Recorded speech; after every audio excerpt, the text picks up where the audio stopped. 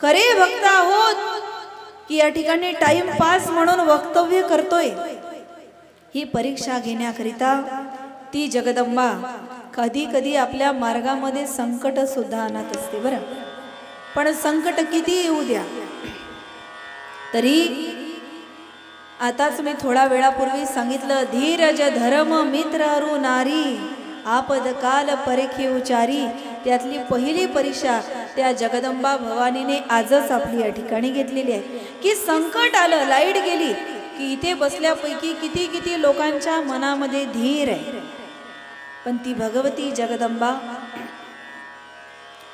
या संकटामध्ये आपली परीक्षा घेण्याकरिता या ठिकाणी आली. बघा, चांगल्यातून वाईट काढणारे या जगात भरपूर लोक आहेत. हे असं झालं, हे असं असायला हवं होतं, ते तसं असायला हवं होतं. चांगल्यामधून वाईट काढणारे भरपूर आहेत, पण वाईटामधून ज्याला चांगलं शोधता येतं ना, त्याने खरी जीवनाची लढाई जिंकली. लक्षात घ्या. बघा, कुठलंही कार्य जीवनामध्ये करत असताना आपला दृष्टिकोन चांगला असायला हवा. ऑपरेशन दृष्टीचं होऊ शकतं, दृष्टिकोनाचं होऊ शकत नाही. म्हणून जीवनामध्ये संकट किती काही येऊ द्या ना, त्या संकटाच्या वरती उभं आपल्याला राहता आलं पाहिजे. त्या संकटाशी दोन हात आपल्याला करता आले पाहिजे. हे ज्या माणसाला जमलं ना, तो जीवनाची लढाई जिंकला. बघा, संकट प्रत्येक व्यक्तीच्या जीवनामध्ये येत असतात. ती आदिशक्ती जगदंबा ज्या वेळेला महिषासुराला मारायला गेली होती ना, तिला त्याला मारणं एवढं स्वाभाविक आणि सरळ नव्हतं. तरी सुद्धा ती आदिशक्ती एक स्त्री शक्ती असून सुद्धा त्या ठिकाणी महिषासुराला मारण्याची ताकद तिने आपल्यामध्ये ठेवली. संकट येऊ द्या ना महाराज, तो त्याचं काम करेल, आपण आपलं काम करायचं.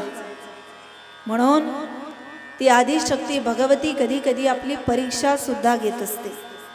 आणि जो जिज्ञासू असतो ना, तो त्या परीक्षेमध्ये खरा खरा उतरतो महाराज. बघा, दोन प्रकारचे लोक असतात. ज्या वेळेला एक विद्यार्थी गुरुजीला प्रश्न विचारतो ना, त्याला म्हणतात जिज्ञासा वृत्ती. ज्या वेळेला गुरुजी विद्यार्थ्याला प्रश्न विचारतात, ती आहे परीक्षा वृत्ती. यामध्ये तीन प्रकारचे लोक आहेत. ज्या विद्यार्थ्याला पूर्ण विषय समजला, तो विद्यार्थी प्रश्न विचारत, जाग्यात ना तुम्ही, ज्या विद्यार्थ्याला पूर्ण विषय समजला, तो विद्यार्थी प्रश्न विचारत नाही. ज्याला काहीच समजलं नाही, त्याचा तर प्रश्नच नाही. आणि ज्याला काही भाग समजला आणि काही भाग समजायचाय, असा जो विद्यार्थी गुरुजीला प्रश्न विचारतो ना, तो खरा जिज्ञासू वृत्ती असलेला विद्यार्थी आहे.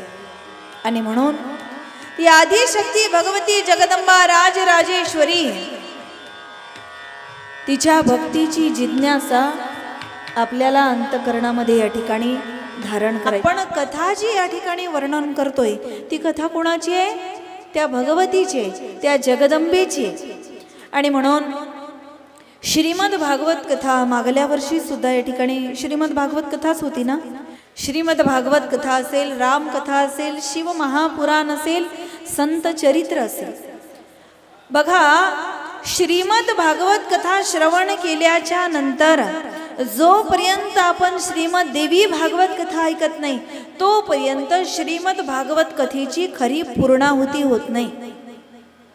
श्रीमद भागवत कथा याआधी तुम्ही बऱ्याचदा या ठिकाणी ऐकली असेल, पण श्रीमद भागवत कथा ऐकल्यानंतर ज्या वेळेला तुम्ही श्रीमद भागवत कथा, श्रीमद देवी भागवत कथा ऐकाल ना, त्यावेळेला श्रीमद भागवत कथेची खरी पूर्णाहुती होईल.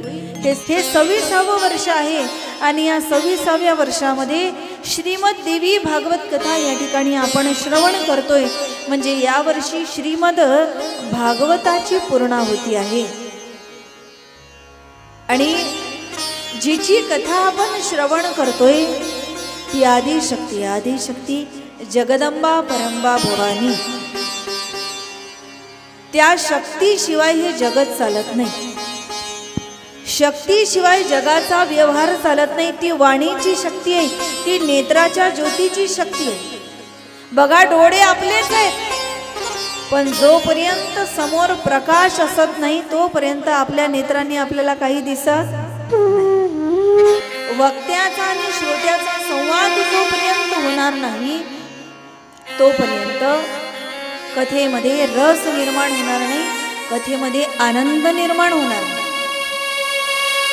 नेत्र आपलेच आहेत, पण प्रकाश जोपर्यंत नाही तोपर्यंत डोळ्यांनी दिसत नाही.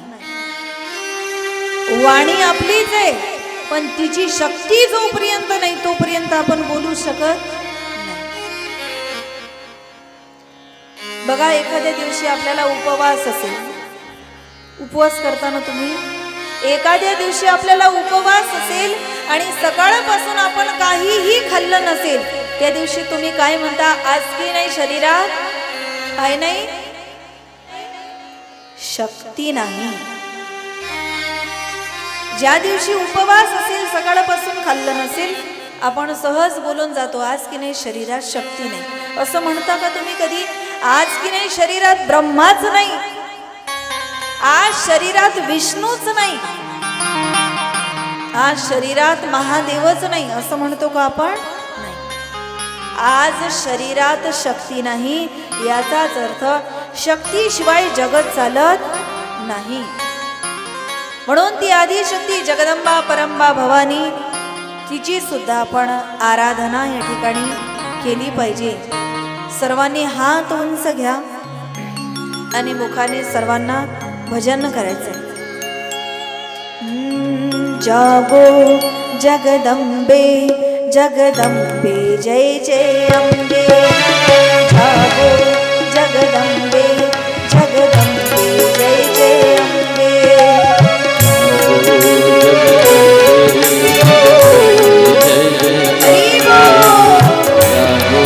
जगदंबे जय जय अंबे, जागो जगदंबे जगदंबे जय जय अंबे, जागो जगदंबे जय जय अंबे, जागो जगदंबे जगदंबे जय जय अंबे, जागो जगदंबे जगदंबे जय जय अंबे, जागो